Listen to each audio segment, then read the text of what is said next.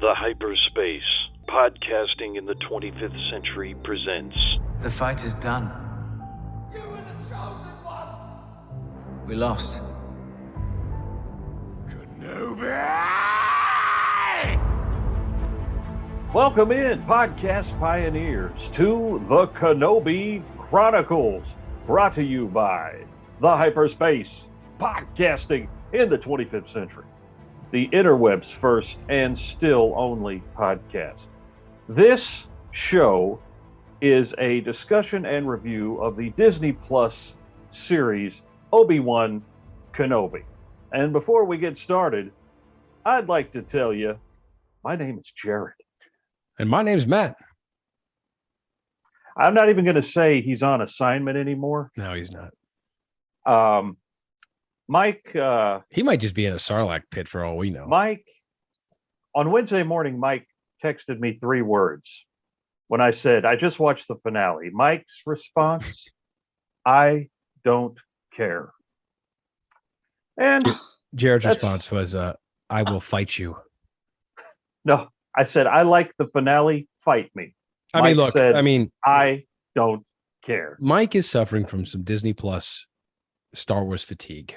Understand. And we might have to get into some of that here. But before we do, I think we should introduce our special guest who's been a staple of the Obi-Wan Kenobi discussions. She has, let's be frank, she has been the co-host of the Kenobi Chronicles. Mike's loss is our gain. Oh. It is Lindsay once again here with us. Hello. Way to see it through. Yes. On the final Kenobi Chronicles, or is it? Mm. Well, We'll talk about that. Mm. But before we get started, Yep.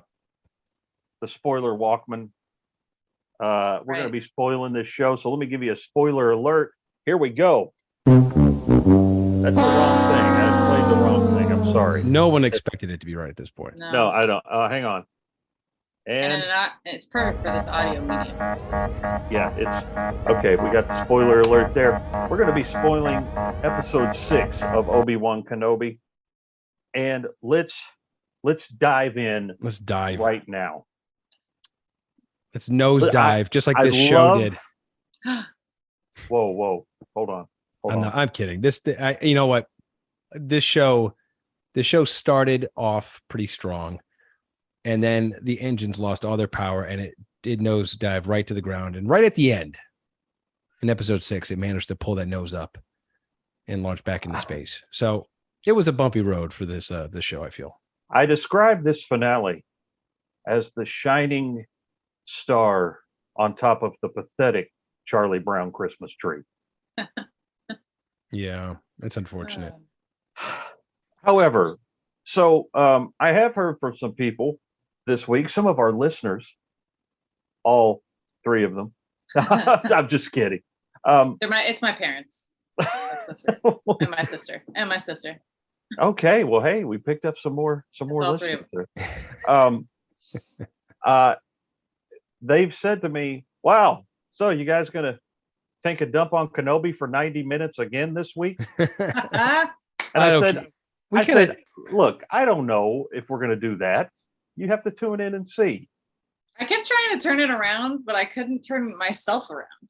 Well, I was like, I think I liked it, and all I'm talking about is what I didn't like. There was somebody who texted me, a coworker. He said, I want to talk to you about Kenobi, but I like it. And I know if I talk to you for 15 minutes, I'm going to hate it. And I was like, not true. I was like, look, I don't want to be that fan. I don't want to be that person. No. And I talked to you guys about it for 90 minutes and I still like it. So yeah, I'm going away from this. I'm going away from this entire series of enjoying it. I mean, it had its problems, but overall I'm thankful that we got to see Ewan McGregor's Obi-Wan Kenobi again. Sure. Oh my God. And I'm going to say right up front, this episode was my favorite episode of the series. So good. And I think we should just dive right in.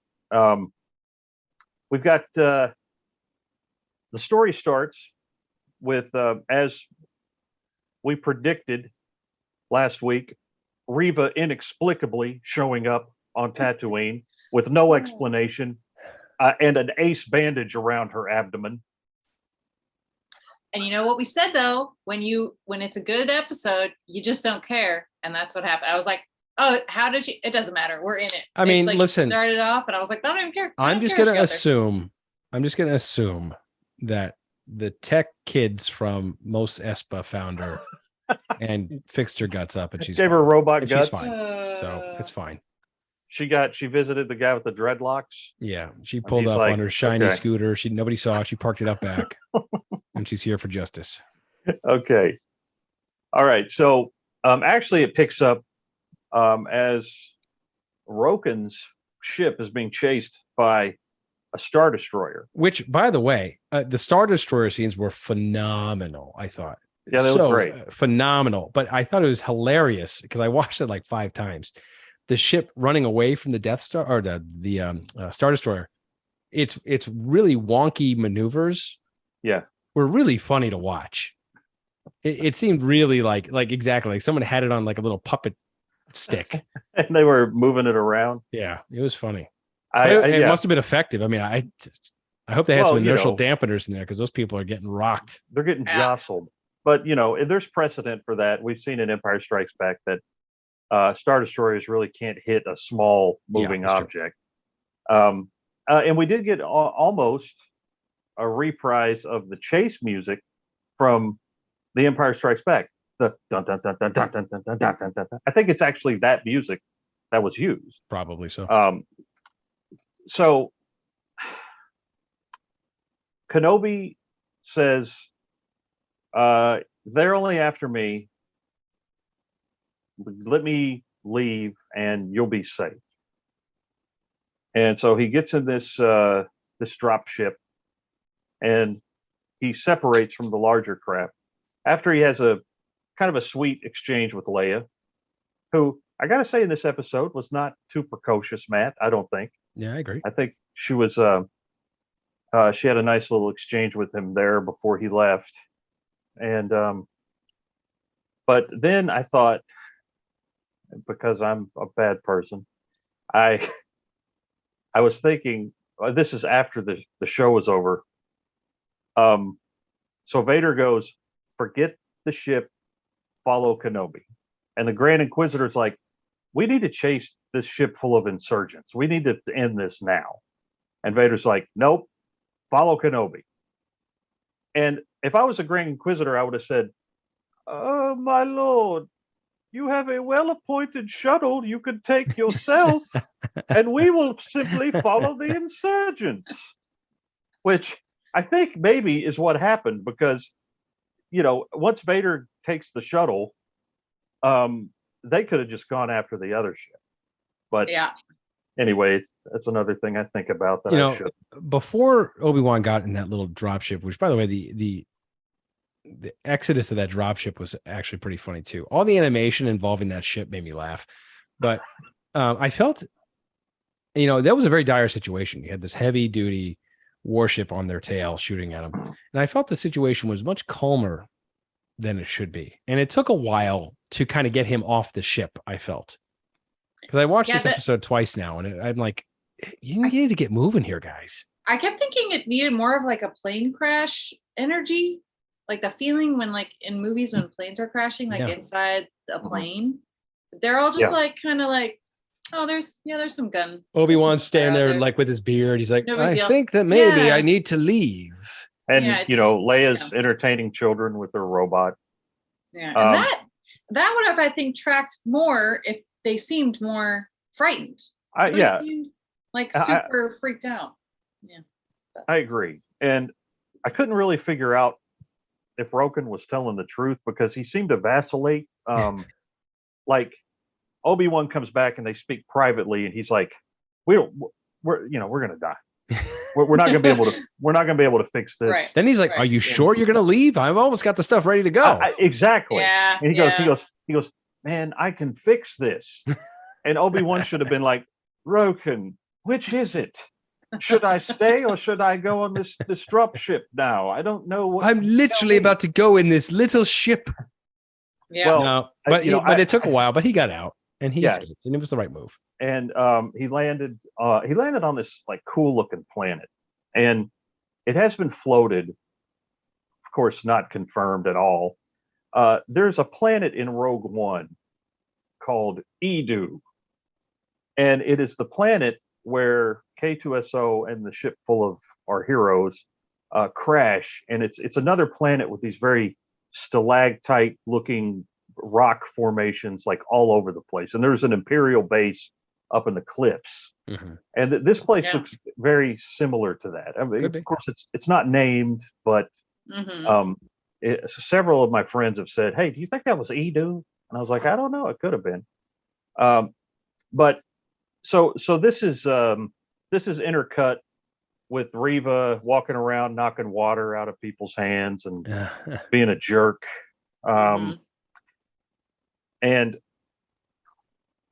one thing, we could probably talk about it later, but I don't know if from the message that she had, or what was left of the message that she had, that does she even know what she's looking for? Yeah, I don't remember what the message said. The message was really broken. Boy, Owen.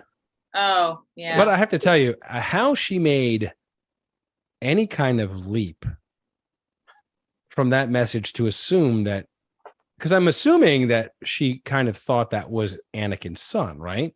No, that seems like the whole reason to me that she went there. But see, here's the thing. I thought she's gonna I'm gonna get a Skywalker one way or another. Yeah. If you just take the information that's presented to us in the show, there's no way she knows who that is. Then what does she think? It's Obi-Wan's kid? I mean, what does she think? That's why I'm saying, why is she there? Yeah, because she doesn't know she knows that Bail Organa said something to Obi-Wan about this kid and Owen. So what? And there's no information in the show that says you will go after Anakin's son. Is it known that, I know Anakin knew he was gonna have kids and he thinks that they died with Padme? Yes. What did anyone else know that she was pregnant or lost? She was big as a house. So she was right. So she was buried with the bump. Yeah, I'm really like stretching this out to help them out, but I'm like, I wonder if it was known that she like lost the kids, and so she made the connection, like, the kids had to have been something like that, because there is no way that she's going after something that means something to Obi-Wan, because Obi-Wan was the only one who was nice to her at the end. Vader was the one that she was after the whole time and ran her through. I mean, it's like, what is she going after? I don't know what she's doing, but forget it. I mean, look, we will talk about Reva more in this episode of ours, but I'll tell you, one of the shining stars of this whole episode, which involved her, well, I should say involved her plot arc, was we got to see a hell of a lot of the Lars homestead. And it was pretty cool to be running through it with Lars and Beru and I want to see more of this Beru and Owen. Yeah. Because They're a good team. They're a good team. In the prequels, they had like 2 lines. But here, I mean, what Joel Edgerton is doing with Owen is great. You know, he takes, when him and Luke are in the town shopping, you know, he's like, he busted up my speeder, or he broke the belt, and then it's just I like the interplay. He's good at being like the gruff kind of like blasé Owen that you see in the original, but like making him a little bit more of the father figure that you don't see as much. Yes, when he has that line where she goes, you care for him like he's your own. And he's like, he is my own. Which, that's something that you never, I mean, by the time the New Hope rolls around, you're like, oh, Owen's a jerk. You know, you don't see him as this parental figure. Just like you don't see Bail be like Leia's dad ever in anything except this. And I think I like how this whole show, the other subplot is basically like Luke and Leia's like new families, and how that is their real family, and like they totally honor that. It's not I love that. You could see both of them with their families that raised them. And that's where this show shines, is shining a light on those things that we never had seen before in the films. But before we talk about the Lars Homestead, and we'll get back to that because Matt's right, you do get, and it's a perfect recreation. I don't know if I'm assuming some of that was built on the volume stage, or, I don't know if they were, I doubt they were. Saved from the wherever they shot it last. Well, I don't know. The prequels were shot in Tunisia, which I don't think people are going to Tunisia right now. I didn't know they did go all the way back there for the prequels. Yeah, well, yeah, they did. They went back to the exact same site they went in 1977 to shoot that. Like, I just remember seeing a lot of behind the scenes green screen, so I think my brain was like, I would like all there. I'll have to watch the gallery when it comes out on the show. It'll be pretty interesting. I mean, but the settings were great in the show. I liked all the planets they went to. I mean, that's the one thing that the Book of Boba Fett was. We saw a lot of Tatooine, but this show is giving us a lot of planets. It's giving us a lot of scope. And The Mandalorian does that too. It's not just all, one location. So we're seeing a lot of Star Wars in these shows, which is cool. Remember, I mean, the Mandalorian episode of Book of Boba where he's on that ring. That was cool. That was awesome. The Halo. Yeah, that was cool. But so let's go back to the duel. Yeah. Which was definitely a highlight of the episode. And I think if you sometime in the near future, someone's going to produce a YouTube supercut of this story that I probably won't have many problems with, but which is going to eliminate a lot of the aspects of this show that don't make much sense. But for this fight and everything that happened, I thought this was really, taken in isolation, really great Star Wars. When Vader lands his shuttle and the shot of him walking off the shuttle was just great looking.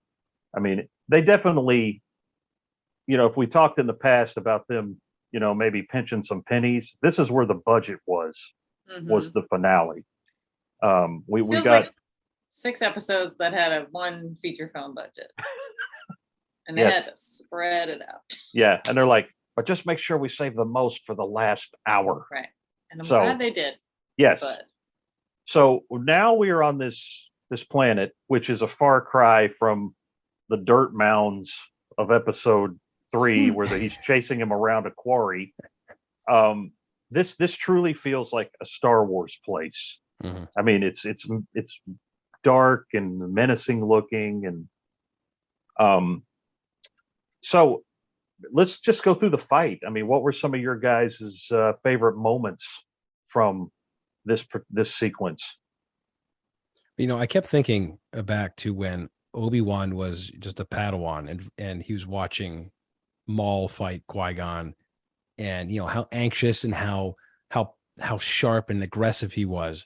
And I'm thinking, man, this is kind of like that Obi-Wan right now. When he struck that first pose with his 2 fingers out, I'm thinking, oh, this is gonna be great. He's back. Yeah. And to me, it was I loved how Vader started with 1 hand on the saber, and very shortly thereafter had to switch to 2 against Obi-Wan. And I don't think we've ever seen Vader ever use 2 hands as Darth Vader. I think it's always been one-handed. I could be wrong, but no, he did in Empire. Did he? He actually made a show of it. He had it in 1 hand and brought his second hand up when he was fighting Luke. I don't remember that, but it was cool. But he couldn't handle Obi-Wan with just his standard one-handed form. No. And Obi-Wan is apparently back with the Force. So great. When he did that pose, because that's the pose he does in all the things.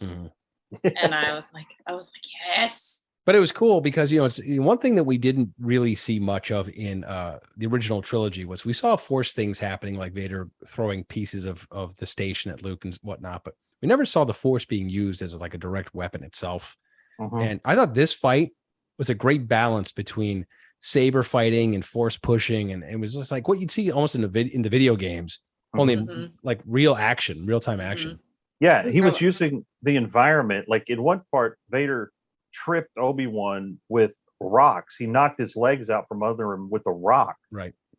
And I thought that was really great. And the styles of fighting, I mean, we did get some of the kind of the crazy prequel, kung fu Mhm. type of stuff, but it was balanced with almost an original trilogy fighting aesthetic as well, where there's not a lot of flourish. It was just like brute A lot force. of like, Yeah, it was Yeah, a like lot just- of brute force. That's like- a good way of Mhm. saying it. And I remember thinking when Obi-Wan starts to dismantle the electronics on Before he Vader's did that, chest, he wasn't winning the fight. Obi-Wan was Oh, kind no. of at first getting, well, he gets low grounded, Yep. which I felt like the unspoken, who's the high ground now? that I to really me. thought, I'm not gonna lie, I really thought Vader was gonna throw that line out there. Say Like, it. Yeah. No, I said it in Vader's voice. I was like, I have the high ground. I was like, he's That's gonna why I say think it's good that he didn't, because I think every single person thought that in that moment. Yeah. So he doesn't. Sure. Need to say it. so Vader uses the force and buries Obi-Wan with, 8 tons of rocks. And, Which that's an interesting, because I've never seen the Force used quite like that to he crack kept Earth. smashing him down on him, just grabbing and smashing. It was just, I'm Mhm. like, ugh. And But he walked away. He's like, he's probably dead. I got him. there's a lot of that in Star Wars. Right. No, And no, they no, like it's- they sense each other in the force. So how does he not? Well, yeah, because he did, as Vader was walking away, like he does like stop and be like, Yeah. he's not dead, and he turns around and Obi-Wan's basically right there. Yeah. But yeah, he is getting piled upon him in that pit, and he does he brings him, he gets the motivation that he needs, with thinking about Luke and Leia, and he brings himself up out of the pit, and that's when like the craziness starts. I liked how, before we get off that, I liked how seemed like he was getting buried by the guilt, because all you were hearing was like the Anakin Vader stuff, Mhm. and he like wasn't getting out of it, and then he starts thinking about Luke and Leia, and then he's able to get out. I was like, That's it's growing, he's learning. that's an excellent Not all point. his fault. It's not his fault. That's something I didn't pick up on, but Lindsay, again, bringing the insight that I lack. But I that's- just rewind and watch it. I'm like, what? Do you guys watch it with subtitles? No, I always watch it with subtitles the first time. you also read the I probably- novelizations of Did all we the lose Matt? movies. I was just gonna say he seems frozen in a very specific. Am I frozen? Oh man, there he is. Look at it. There he is. Oh, there he is. And then he just cut right to that. That was really funny. Okay, you're back. I'm back. Okay, note the time. Whatever time that was. I just asked Lindsay if do you watch the show with subtitles? Every now and then, but not Yeah. usually. I can't help but read them Yeah, the whole And- time if they're there. Like I'm not looking at what's happening, and like that's how that I feel like I want to see like all the little moments, and I absolutely miss them if I have subtitles on. I might go back with them on if I miss some dialogue, but yeah. I think, to be fair, I think I did that a lot with the Book of Boba Fett, but I didn't do it at Mhm. all with this show. Yeah. And I mean, I don't know why, but maybe there was some accents or some of the acting that was a little Made it hard to understand. maybe so, because I remember having the subtitles on a lot for that show, but not this one. Yeah. I try not to watch it with subtitles if I can't. If I don't have to, I don't have them on. I do it like all the time. Ever since It's a problem. You read the novelization of the movies all Yes. the time. And well, I like to know like the character's name, and if I see it spelled out, it like sticks with me. that's a And good I- point, because I do and I- forget characters' names a lot. And plus I would have missed some of that, and it brought that to mind when Lindsay was talking about the dialogue they were overlapping on Mhm. Obi-Wan when he was in the pit. Yeah. It was very specific. Anakin, I don't fear the dark side like you do, and then Vader saying something, and it's a good way to to pick up on that stuff. But that's good. That is good. That's true. But anyway, I know it's not for. I've started doing that ever since the first Mandalorian episode, just because I want to know. Mm-hmm. I want to pick up every little thing. But I gotta watch it twice. I gotta watch it twice. Just yeah. Well, I've seen this one several times. I just watched it with Terry tonight. She had not seen it, and her reactions were very interesting. Yeah, she like it. Yes, well, she's generally enjoyed the show very much. Well, and but go ahead, Matt. No, I'm just saying, once Obi-Wan's back on his feet, and the fight, kind of changes, it's amazing. Now, I will say, and I said this kind of like privately on our chain, that I felt that, and we'll get into why, I felt that this fight was very much inspired by the Vader fight with Ahsoka in Rebels, and including even the outcome of what we saw. Mm-hmm. But that said, to see Obi-Wan and Vader fighting like this, and then what happens with the dialogue after was priceless for Star Wars. But before we get to the dialogue, Jared, what happened to Vader in this fight? He got his ass handed to him. Yes, he did. And when this was happening, when Obi-Wan goes into God mode and starts hurtling these boulders at him. Oh, so amazing. And when this was happening, Terry had, I've still got marks on my arm. She grabbed my arm and dug her nails. And every time Vader, because when Vader got hit, he would go like, ah, ah. She started crying in this scene because it's a very kind of pathetic sound that he's making. Yes. I was thinking that too. He was getting pummeled. And as this is happening, Terry's just like wiping her eyes, and I'm like, holy crap! I was like, that's Darth Vader, right? She goes, no, it's not. It's his best friend that he's trying to kill. And I was like, you're right. But he like I said, they've done something that I think we've talked about as Star Wars fans forever. It's like, just reach in and turn off Vader's, chest box. Right. Well, Obi-Wan goes in there and just trashes it. I mean, so great with the hilt of his saber, bashing it over and over. Sparks flying out of it, and we hear the famous wheezing from Return of the Jedi. And he can't breathe, and then he gets pummeled with all the boulders, and he gets sliced across the back. Mm-hmm. As well. You see this glowing on his back. Yes, and then of course the saber, the leaping saber hit to the face, which as Matt was saying, Lindsay, this episode of Rebels that this was inspired by is actually quite good. It's where I know you haven't really visited much of the Clone Wars or Rebels lore, but I've absorbed it through, I don't know, like nerd osmosis via the internet. I know some of it. So but I've never actually watched it. Well, in Rebels, him and Ahsoka have it out, which in the timeline would be about 5 years after this confrontation happens. But Ahsoka finds out that who Anakin is, and her and Vader have a duel, and and she also breaks his helmet on the other side of on the right side of his face. But it exposes his eye just like it does in the show. But those are a couple of good episodes. You could almost watch them in isolation. It's the first two episodes of season 2 of Rebels. Mm-hmm. And it's got James Earl Jones does the voice, and it's really good. And with Disney Plus, it's quite easy, just fire those up. But this next few minutes were the best part of the series. Agreed. And some of the best Star Wars I've seen in a while. Man, I felt, a lot of feels going on in this part. It was tough.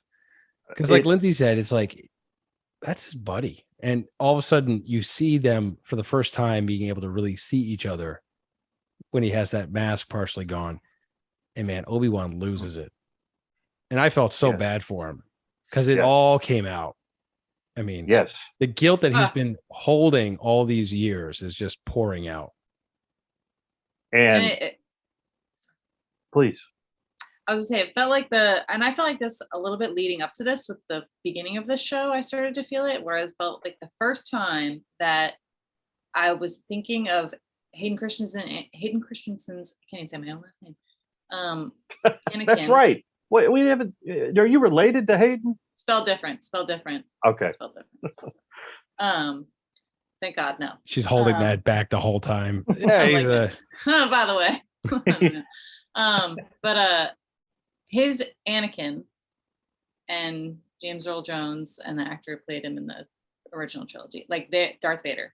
It felt like the first time that I felt like they were the same character for real. And this scene was the scene where I was like, oh my God, like it's really he's Darth Vader. Yeah, what they did to what they did to marry Hayden and James Earl Jones's voice together was that was actually I think my favorite part of the whole show. When he's giving his lines and you hear them interlacing James Earl Jones over his voice, and I said, "Oh my God, so with brilliant!" Like crackling through the voice box. So great! It was great.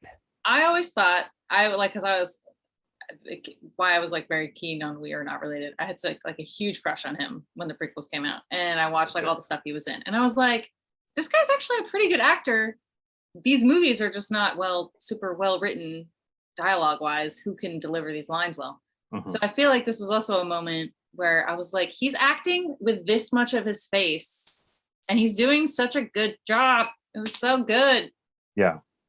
And that was like some heartbreaking stuff because talking about acting, Ewan McGregor, oh my God. Oh yeah, he was like I'll probably for the audio version of this podcast dub in some of the dialogue from this scene, but when Ewan McGregor is just like, I'm so sorry for all of it, and it's almost like at that point Vader, it seems like he almost lets him off the hook a little bit because of what he says. Mm-hmm. And that was also a great delivery. Anakin Skywalker isn't your failure. What did he say? He goes, he said, yeah. It's so great. Can't remember what it was. I am what remains. You didn't kill Anakin Skywalker. I did. And the light from the lightsabers during this whole scene, the blue on Obi-Wan, the red, and like the blue, there's like a little bit of blue on Anakin's face, or Darth Vader's face, whatever. When he's I gotta go back and watch now. Just a little, like when he's starting to like absolve him a little bit, and then when he's like, I did, and then it's like goes full red again. Back to red. I'm basing that off 2 watches from days ago, but I'm pretty sure that's how it, because I was watching, I was like, oh, the lights. They're still good in him. They're still good. So I was messing with the lights before. Well, I mean, for me, that scene made the show for me, and it's one I know I'll revisit many times. Like I said, if I want to watch part of Obi-Wan, the show, I'll probably come back to this last episode more than any of the other ones. Mm-hmm. Same. I was actually thinking, I was like, I wonder if you could do like 1, 2, 3, 6. Like how much really happens? Yeah, that's true. That's why I'm waiting on that YouTube edit. I'm just looking forward for the Reva edit so I could just see Reva's arc. What this is the episode where I was like, especially at the end, and I know we're jumping ahead a little bit, the actress who plays Reva is a really great actress and she's doing a lot with the little, but I wish she could have had a better. Well, I don't want to fault Deborah Chow here because I think she's a great director, but to your point, something went wrong with Reva and that actress because it was too thin. It was too one-dimensional. I never bought into her story arc. I never cared about her. I never cared about what happened to her. And we'll talk about what should have probably happened to her at the end. But I no matter how much they tried to make her sympathetic, I never once empathized with her. I never cared about her character, and I felt, man, this is just filler waste. You should just be giving me more. Make this a 1 episode shorter and get rid of some of this plot line because you're just wasting time. Well, because ultimately, I just don't think there's just no payoff for any of it. There's no payoff. I think it's supposed to be like, so I felt for her in just the way that I was like abstractly, like the show didn't do a very good job of making me care that much. I think what is supposed to be, she's supposed to be illustrating like, and Anakin says it when he's like, I did. He's saying he killed Anakin Skywalker. Like it's a choice every day. The dark side is a choice. And one day she shows that you can just choose something else on any day, no matter what you've done, you can choose that next time to do the right thing. So I think that's supposed to be like her doing that while Anakin continues to not do that. But I think if that's what it was sloppy. It's okay. I mean, that's me just trying to be like, okay, what is? Oh yeah, I know, that's fine. But I don't think. I mean, throughout the whole show, I think certainly the best acting she did was in this last episode, because up until then, it was very one note.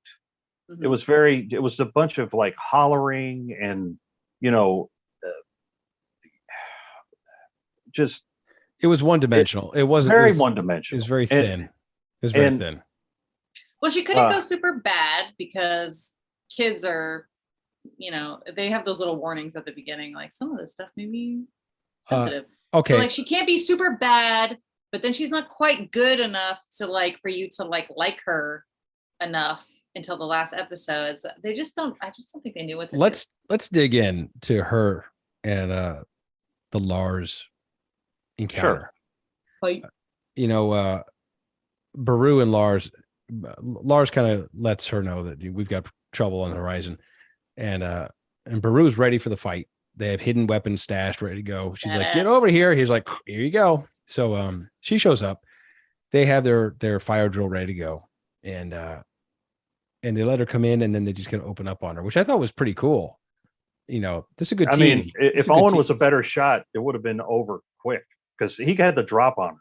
Yeah, mm-hmm. And it makes you think like, I hope they took out a bunch of stormtroopers in that scene behind you, Matt. Like I like to imagine that went a little bit differently than we might have thought. I'm gonna get my one real. I have 2 gripes. I'm gonna get one of my 2 gripes out of the way about this. When Luke Skywalker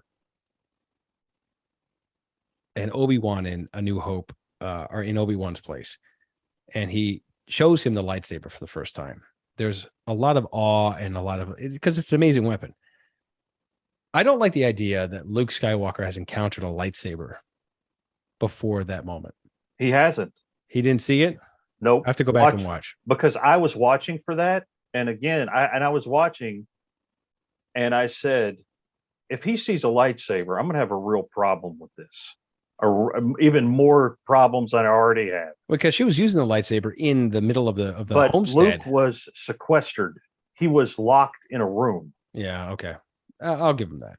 Because I was getting a little like, you can't bring a lightsaber out in front of Luke just yet. And so I've watched this 3 times now. And every time, for one, it's tough to see anything because the last third of this episode is shot in the dark, which it kind of drives me crazy. Because unless you've got all the lights off in your house. So I have a confession, and Jared, you know what happens. I watch some of those episodes on your phone, unfortunately. Yes. I watch them when I can, but you've watched them on your big screen in your theater room. Yes. Now, when I watch these things on my phone, it is black. I can't see anything. So how's it look? How's it look? It's on a real screen. It's still pretty dark.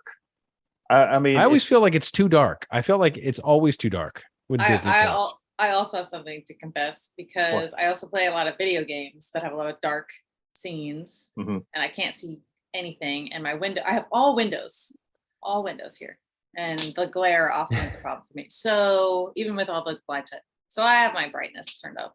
I have my brightness like really crazy. Okay. So I was not seeing this in its true intended black point.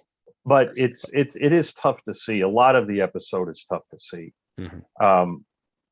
But Luke does not see the lightsaber. And from what I think is this whole time Luke thinks he's being chased by a Tusken Raider. That's what I thought. Because she's got her hood up. That's what they told him. Yeah, that's what Owen told him. And that as far as Luke knows, that's who's coming to the farm. And yeah, and she's got the hood up, she's wearing a cloak and everything. It's at night. I mean, we as an audience can't see anything either. So all right, fair point. Fair point. That's also what I thought. But Luke does not see the saber. And he's obviously unconscious at the end of the episode. Yeah, we sort of glossed over why she was even there, and how it just was not. It was kind of just sloppily handled, and like there's not there doesn't seem to be a reason that's presented in the show why she would do this, because Reva as a character does not have the information we have as an audience. Yeah, and I feel like it wouldn't be too hard to. I know that Bale just gave everything away. He could have, like, you already have that scene. You could maybe have her overhearing something. I don't know. I just feel like some minor tweaks in it makes a little more sense why she would know. Because the only motivation, like we talked about earlier, that I can imagine her having going there, and she even says, like, I couldn't do it. Like, she's there to get revenge on Anakin by killing his kid, is what it all looks like. Maybe what else is she? Maybe we'll just make the jump and assume that in that little communicator, that hollow communicator, it has all the previous voicemails from Bale on it that he's kept. They record every conversation. Yeah, I don't. Obi-Wan, Anakin's son, who you're watching at the Lars homestead. I mean, maybe it's all there, but either way, I don't think so. It was a confusing. The only way my brain could make sense of it is people knew that it came out. Padme and Anakin were a thing. Padme was pregnant. Padme lost the kids. Anakin's dead. That whole family's dead. And because Reva knows Anakin's alive, she puts it together. I'll put that in the sphere of possibility. That's a hand wave. Now, it's a hand wave. It's as good as any theory right now, because I have no clue why she was there. And okay, so for the absolute complete failure of Reva's arc in judgment and logic, Reva lives because she comes to Obi-Wan and has a good cry, and he's like, "Oh, you're a good person. Go ahead." He lets Darth Vader live. He's not going to kill her. No, but she should have died from her injuries. I agree. Vader. Well, maybe it should have been it should have been a countdown clock going, where she was just not going to make it.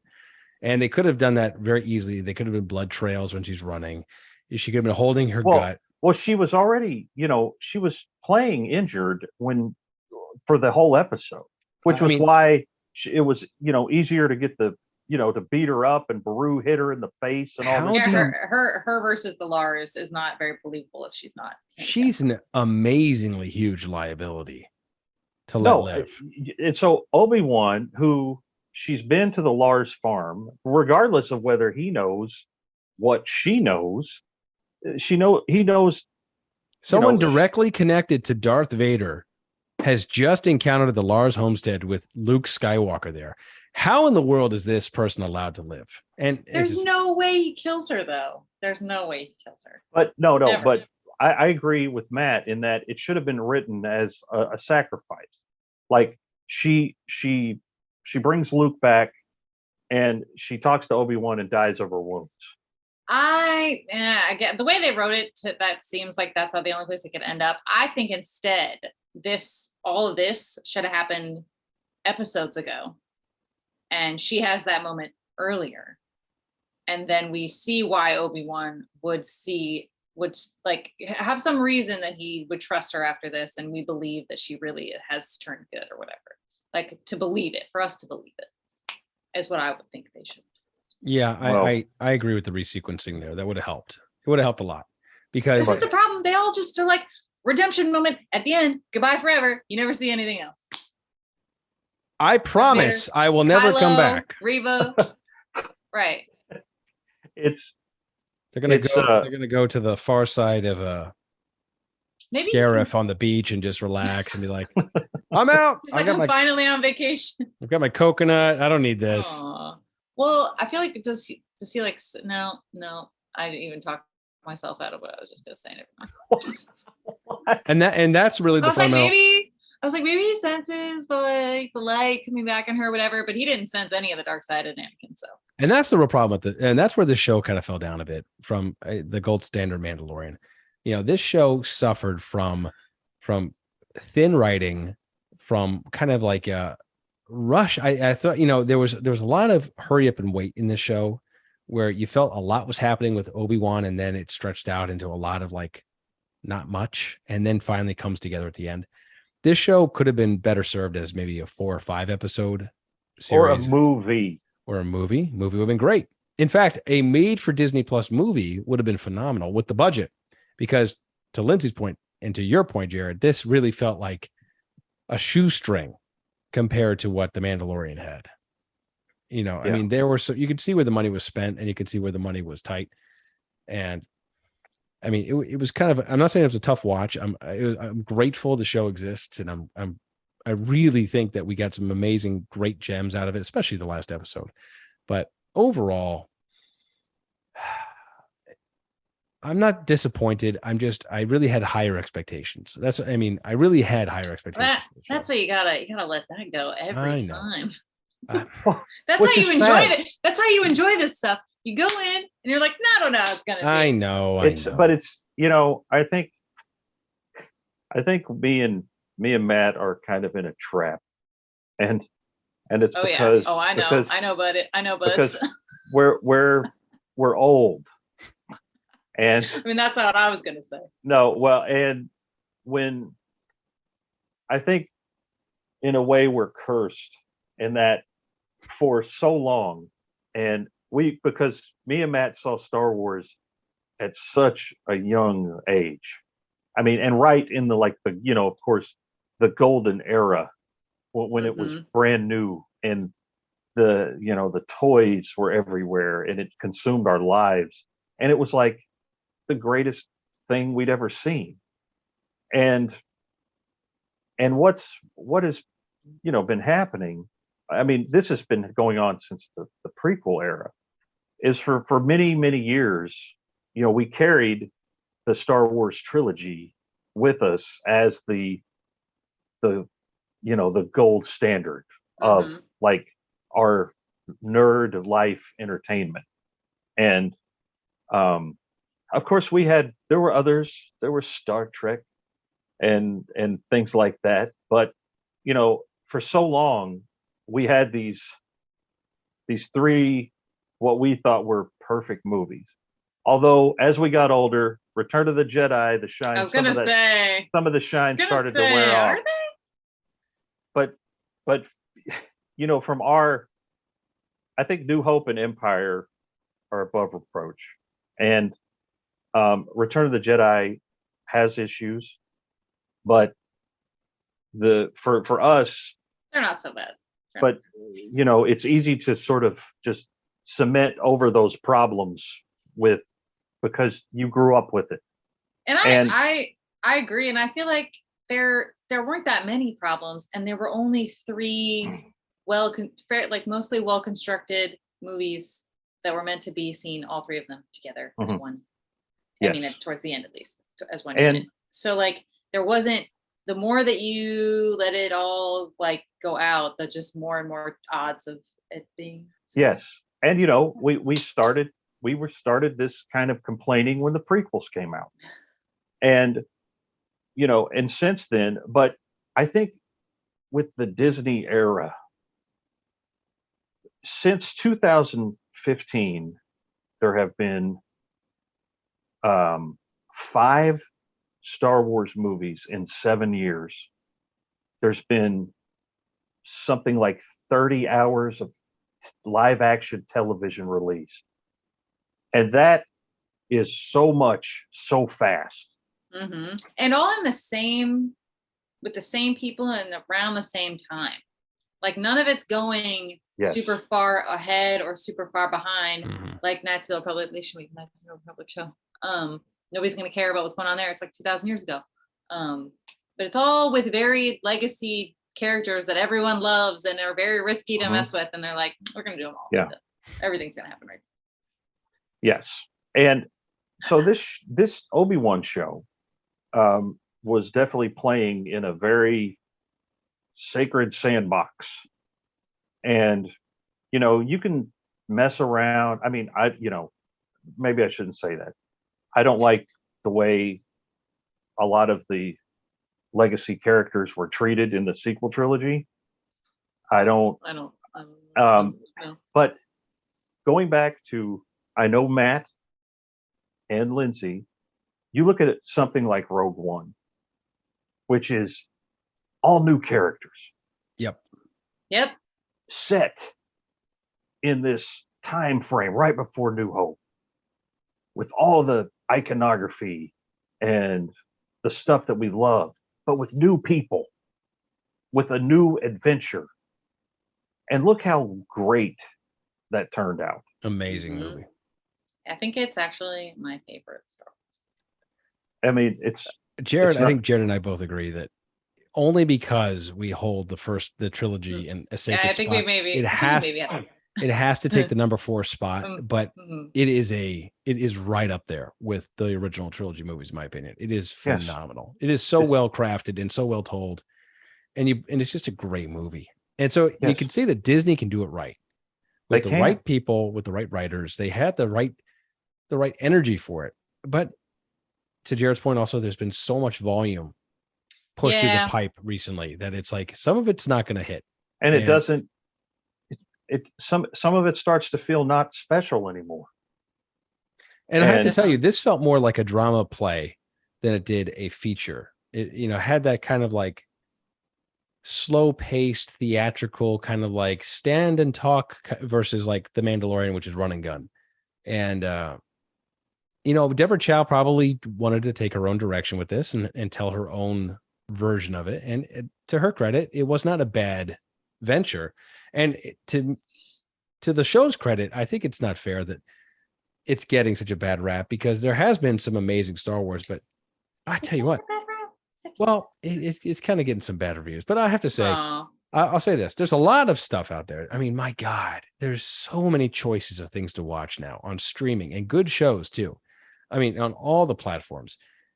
I'm choosing to watch this still, and I'm thrilled it's here. And you know what? I'm gonna watch the next Star Wars thing because I have to, and I'm enjoying it. And even if I have problems with it, I'm okay with having problems with it. I'd rather have problems with a Star Wars show than not have any Star Wars at all. Unfortunately, we lost Mike to the. You know what? I don't know if he's even watched the last episode. I think he probably has, but I don't have it in me to. Yeah, I think he'll be back. He'll be back. He's doing right now. He's going heavy on Star Trek right now. I was just thinking about Star Trek. I feel like this is something that I've read and seen and think about Star Trek, which is Star Trek is a place in which all these different stories can be told. So like Star Wars, I think if I think of it that way, it's less like, oh, they're doing another thing. It's like, oh, what new thing is in the place that is Star Wars? Well, and it doesn't have to be everyone who the Skywalkers and like the same like 10 people we already know. But I think we just need to. It's okay, and as a pop culture machine, whatever, choose your franchise. One thing we've forgotten is it's okay for stories to end. Yes. It's just never gonna end though. Because you have keep making stuff. Because you have these corporations now making this stuff. Netflix, Disney, Amazon. That's not part of their business model. it doesn't help their bottom line if we stop making Star Wars stuff. But I think if you rip the Band-Aid off and you give it a breather, I mean, we waited 16 years between Return of the Jedi and Phantom Menace, and we all got along pretty well. We had our books and comic books and that's the thing, but I felt like the story had been told, and in this series, I think it's a good example of, for the past 17 years, I was fine believing that Obi-Wan and Anakin met on Mustafar. They had a duel, and then they met again on the Death Star. Mm-hmm. That was fine. Mm-hmm. That was. Now, I'm not sad, especially with this last episode, that we've seen some great stuff between Anakin and Obi-Wan, but it's not stuff that I needed because I'd already filled in that space in my head. Yeah, I think I liked though that and I was thinking about this too, like of my sister who was just a little bit younger than me. She's 5 years younger than me. So when the prequels came out, she was like a little kid, and I think this has been like in the news or whatever with Hayden Christensen and Ewan McGregor about how they thought it like everyone like just shit all over the prequels when it came out, and now that all the kids who watched it are grown and can like voice that like actually we all kind of like this, like they realized there was a group of people who are now nostalgic about the prequels. Not me, sorry. But so I think I like this because I feel like it you don't need any of it. But I like it because it kind of connects the original and the prequels in a way that most people from both kind of like this too, and it connects them in a really good way. Honestly, just the scene, just the duel on the dark rocks planet. The dark rocks planet. Just that forever place. Shall it be known. Just if I could, if it was just that scene, I'd be so happy but with this show. So. Sorry, Matt. That's all right. Go ahead. So I do want to talk about the last few scenes in this episode because they are also, I really liked them. That's when I cried. That's when I was crying. When at the end.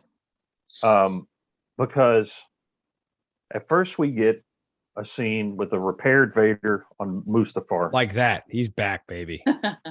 He's got like 12 backup suits just and ready. I'm good. I mean, he's in his throne. He's and then, fine. of course, we see from behind this cloaked figure on the hologram, and I was like, oh yeah, here we go.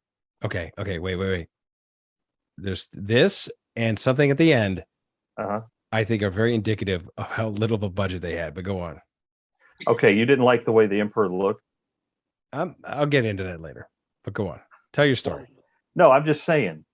I mean, look, I think he looked older in this than he did in the sequels. Well, look. Well, he's older. Well, we'll go. Darth Vader, what the hell? What are you doing? I love that he's like, you seem. It was so funny. He's like, you seem a little. Are your thoughts clear on this matter? Oh God. Well, so funny. When I watched it with Terry tonight, I think they have enhanced this scene since it was released Wednesday. Oh, really? What? It looks to me like I almost just closed the window to go because he looks so bad in the first. It looks like they've pulled his hood down farther over his eyes. I don't know this. It was very, very much there in the picture. Well, it's like Vader. Yeah, it looks to me. And he's got like. And I don't know if they did. But he's just got like this. It seems like.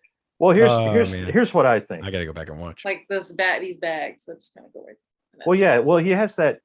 But that's all they did. It almost looked like that's all they did. Well, this is add this one bag. Well, for him, Ian McDiarmid has the unusual honor of aging into his role. into a role that he started 40 years ago. Yeah. So now I'm not saying in this show in this show I don't think he looks as old as he does in Jedi. he's a lot more prunish in Return of the Jedi. You remember this is 15 years before Return of the Jedi. So maybe he's not quite so. It's not like he's living on Tatooine. He might have discovered ages you Botox. Well, the thing is, he just doesn't have. He doesn't have as much aging makeup on him in this particular scene. I think you're right, Jared. Yeah. Did you see what I'm talking about?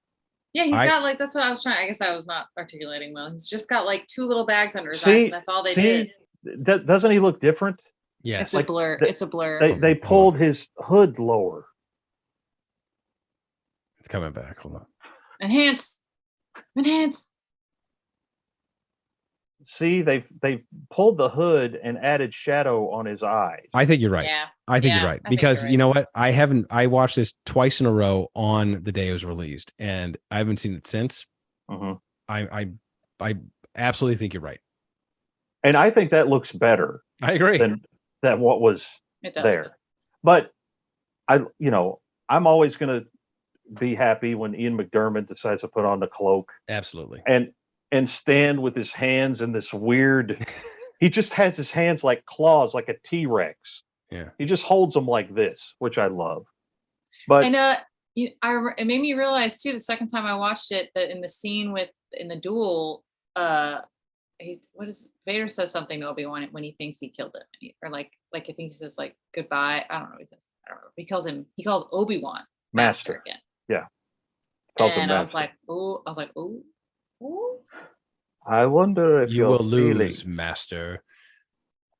And then at the end, obviously, he's calling Palpatine Master, because that's who he's supposed to be. Yes, I only follow you, Master. Right. Even though I just called, the entire Inquisitorium knows I'm obsessed with Obi-Wan, so, but whatever. Just thought about this, but going back to Jared's point, saying like, he spent 17 years okay with Obi-Wan disappearing into the desert and then reappearing in A New Hope. But Vader and him have now encountered each other, and Obi-Wan is not dead. And yes, more years go by, and and he's okay with it. He's like, that's fine. It feels like that's the moment where, going back to deep down, Anakin is kind of like, obviously like a tragic, sad figure as much as he is a badass when he's Darth Vader. Like, he's really under the thumb of Palpatine, like all the way up until the end when he finally tosses him over the fence. But it is a good scene with Palpy and Vader. Yeah, it feels like he's like deferring to Palpatine, and he kind of maybe just keeps doing it. And this is a young Darth Vader in the scope of Darth Vader's existence.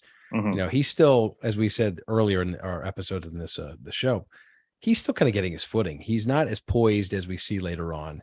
He's not as in control. So a lot of this is a maturing learning process for Vader to go through this stuff. So I mean, it's really Anakin's true transition into a full Darth Vader that we see in A New Hope through all this. And I like how Obi-Wan calls him Darth at the end of the fight to match it up. Yeah. Which he calls him, you can't win, Darth. You strike me down. It's almost like calling him like Jimmy. Yeah. Right. Hey, Jimmy. Like Darth is a first name instead of a title. Yeah. Right. I mean, it was great. So I liked the whole Vader arc in this show. We got great Vader. Vader was solid. I think they have shown beyond a shadow of a doubt that they have the tools to do a great Darth Vader show. Yeah. Because think if there is a lot more adventures Darth Vader can have in this time period than Obi-Wan can have. Because you just cannot have Obi-Wan out running around the galaxy during this time. No. And they can never run into each other again. Like that was it. This is it. So that's look, it was a great fight. They can stop there. Yeah. They don't need to go, once again we meet Obi-Wan. Obi-Wan's gone to ground. He's not coming back up. No. I feel like as much as I would love to see him keep being Darth Vader, like he's not the protagonist of a show. So what's the show? I don't know. Maybe he goes after the path. The Darth Vader like variety show. Well, maybe it's about the people Darth Vader coast to coast on the Jedi Underground Railroad, trying to get away from him. And you would have the potential to deepen his characters too. Sure, new characters. Boom. Well, again, that's where that's where we talked about Rogue One. That's where the Mandalorian shined. Is that you took familiar time frame, the time frame that was the sweet spot in Star Wars, even though it was right after Jedi, but still there.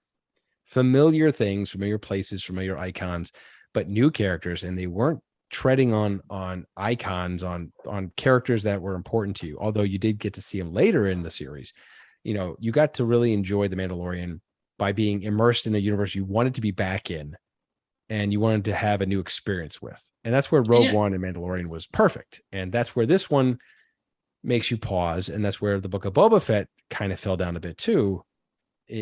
Lots of expectations come with iconic characters, and you don't have those expectations as much when you're learning something new. And limitations on where they can go and what they're allowed to do or end up or. Yeah. Although with that being said, I mean, I do think they're going back. I think during the Ahsoka show, I think you're going to see Luke Skywalker again.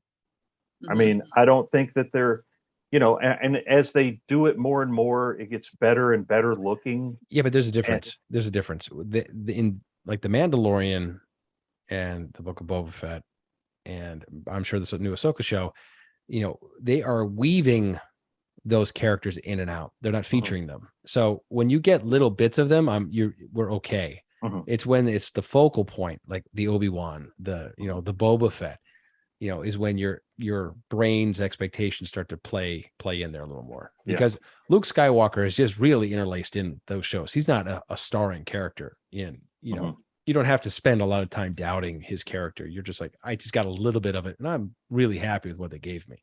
Mm-hmm. But if you had 6 episodes of Luke Skywalker going around with Grogu and stuff, you'd be like, you might be done. Maybe. You might. I don't know. Yeah. That would either that, or it would be the most popular television show in history. Maybe. So, but there is 2 more scenes I'd like to talk about. Yeah. Both are amazing scenes. Where he goes back to Alderaan, and he talks to Leia. So great. It was that was the feels there when he talks about Padme and Anakin to her, and I really liked. I thought it was handled very well. Like he's like, I want to tell you more, but it was a kind of a sweet thing because she looks over at her parents, and she's like, it's okay, you don't have to, because and he said it's like saying these are my parents. Yeah. Right? And he takes special care to say, before he says all that stuff, he says Princess Leia Organa, like he's like, he says her name, yes, but he's like, but he gives her the little bits of her and then he says, no one, he goes, we have to keep all this a secret because people will come to hurt us or something. Mm-hmm. And which I don't know if that's supposed to lay the groundwork for her very formal message to him. I'm not going to make the same mistake my dad made. Yeah, episode 4. Operator, I need to make a collect call. Hey, listen, this is Bail Organa, an MFer. Yes, that was a very sweet scene. Yeah, it was great. And it was really okay, good. So here we go. I think we're about to get a scene that I cried in, by the way. Very good. That was a good choice. Now here I feel we're going to get another budget lecture from Matt when our good pal Liam Neeson shows up. Well, no, it's Obi-Wan does meet Luke, which I thought was fantastic. Hello there. It was really good because for Owen to finally accept Ben Kenobi into the fray and say, would you like to meet him? Oh, when he said when he'd like to meet him, I was like, oh.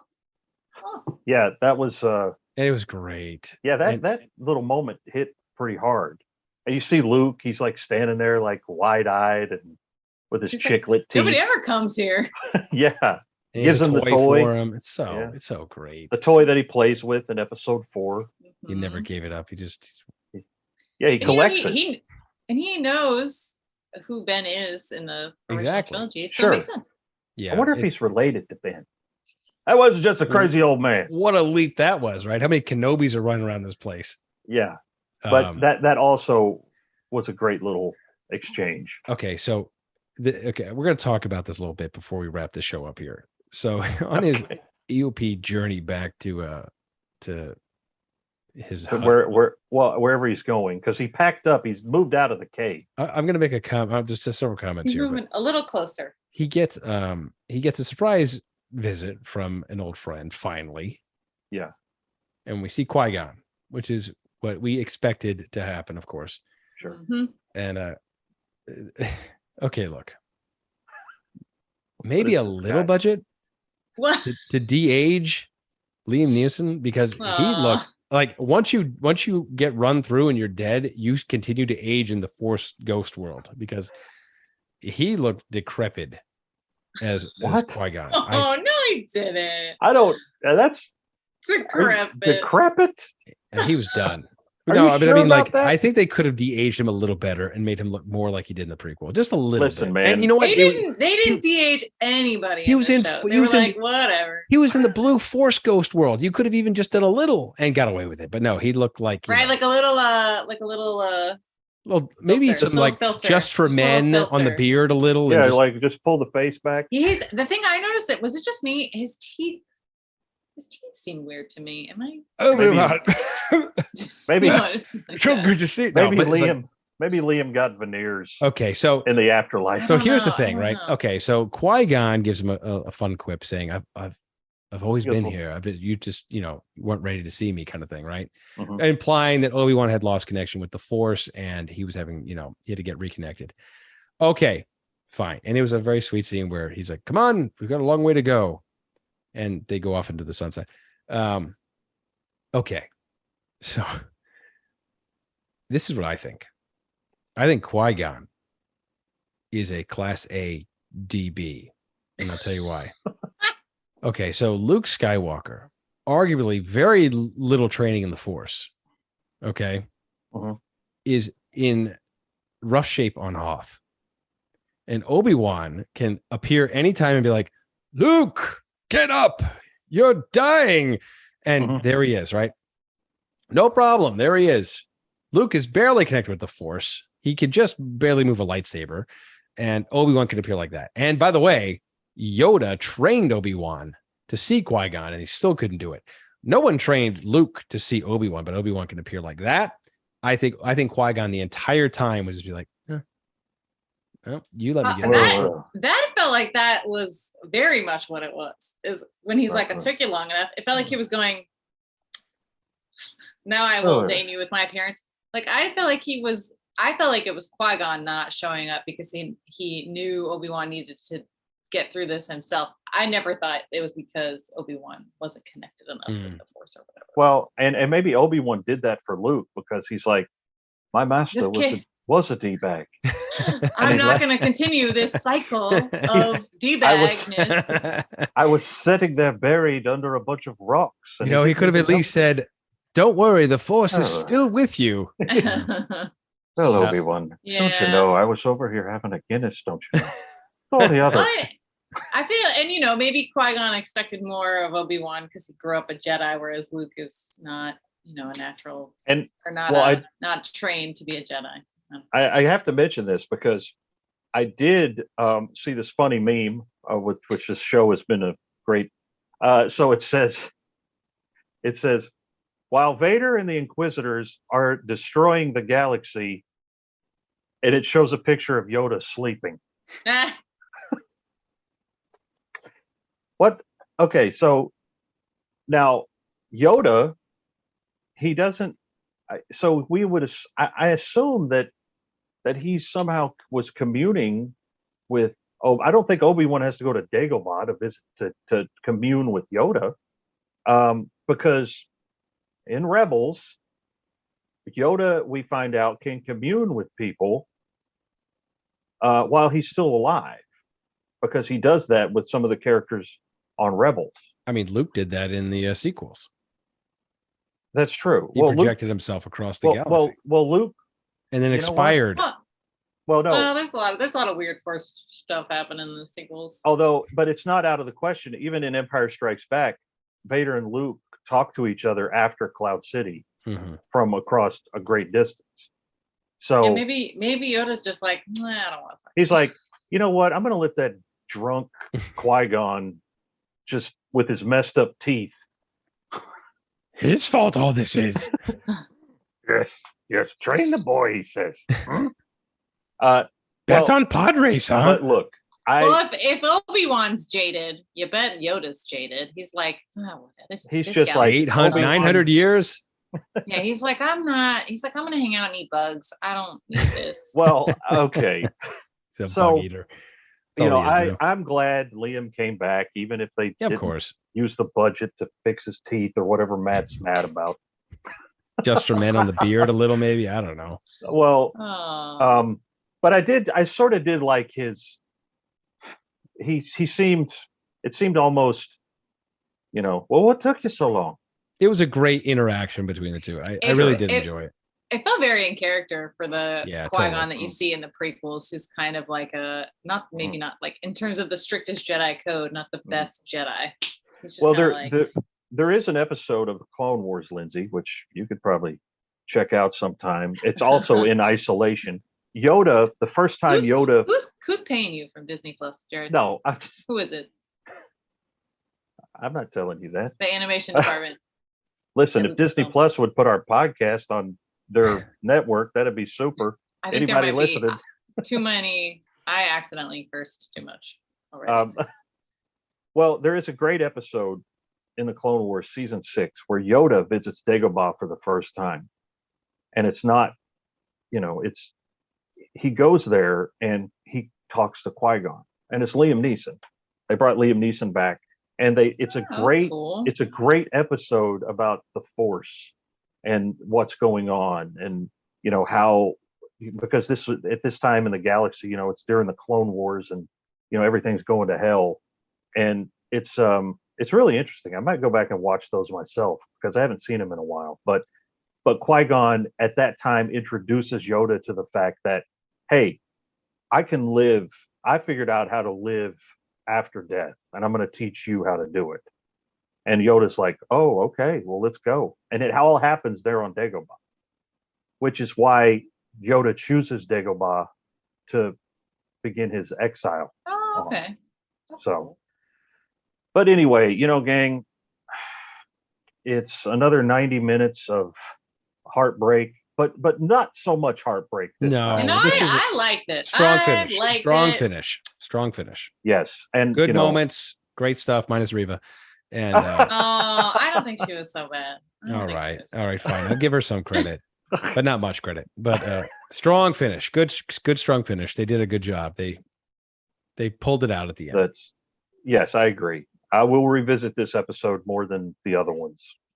But some great Star Wars, and a great co-host we have here, Matt. Yeah. And, you mean Lindsay? Oh, not me. No, not you. We thank you for stepping in while Mike continues his complicated divorce with Star Wars. No. But Mike, he'll come back to us. He'll come back. Well, listen, we have a lot more Star Wars to cover, and not that this is Star Wars related, but talking to you two lovely people, I think I'm ready to bring Star Trek back in my life. Yes. So maybe in the near future there will be a Star Trek episode where we'll have to bring Miss Lindsay back. And oh my God, I'll talk about Star Trek forever. We've got plenty of Star Trek to choose from. There's like 1,000 hours of Star Trek out there. So, Lindsay, whenever we talk about it, we will certainly keep you in mind. Thanks. But thank you for joining us for our Star Wars shows these past few weeks. And thank you for inviting me. It was so fun. No problem. Jared, I have to tell you, it might be pretty fun. Since we are kind of in between our hyperspace seasons right now, Lindsay, we did make a promise to our listening audience that Jared and I would take on the One Chip Challenge on a live cast on I YouTube. I do remember that. And it would be pretty funny if You're breaking attended up. that. I think can't hear you. Mike is going to moderate it, but it'd be funny if you were there to watch too. So we'll have to let you know. I don't have to eat. I was like, I don't have to eat any chips. No. You don't have to. You should just watch and laugh. Oh, Do you I know would- about yep, the One Chip I'm down for Challenge? that. I Have you heard remember of it, but I don't remember what it was. It's you eat this super spicy. It's one chip, Oh, yeah. And it apparently- yeah. completely wrecks your entire digestive. Oh, of system. course I'd watch you guys do that and laugh. Are you joking? Yeah. So yeah, That's going to be at the end of the summer. We're going to pull that off, and it will happen. We'll let you the know. end of So, summer in 2027. 2027. but Lindsay, thank you for joining us, and it was a pleasure and fun watching Obi-Wan Kenobi and talking it up Yeah. with you guys. And I look forward to Andor. I look forward to a lot more Star Wars to come. That's it. But yeah, guys, that was a good run. We've got more to come for the hyperspace in our off season and on season. So continue to watch, tell your friends, listen to us on any podcatcher that you like, YouTube, any way you can. Share the podcast, share our YouTube channel, and we will see you guys in the 25th century. You know you can't live without this content. So subscribe to The Hyperspace, podcasting in the 25th century. Follow us on social media, leave us a review, and join us next time as we take you into the 25th century.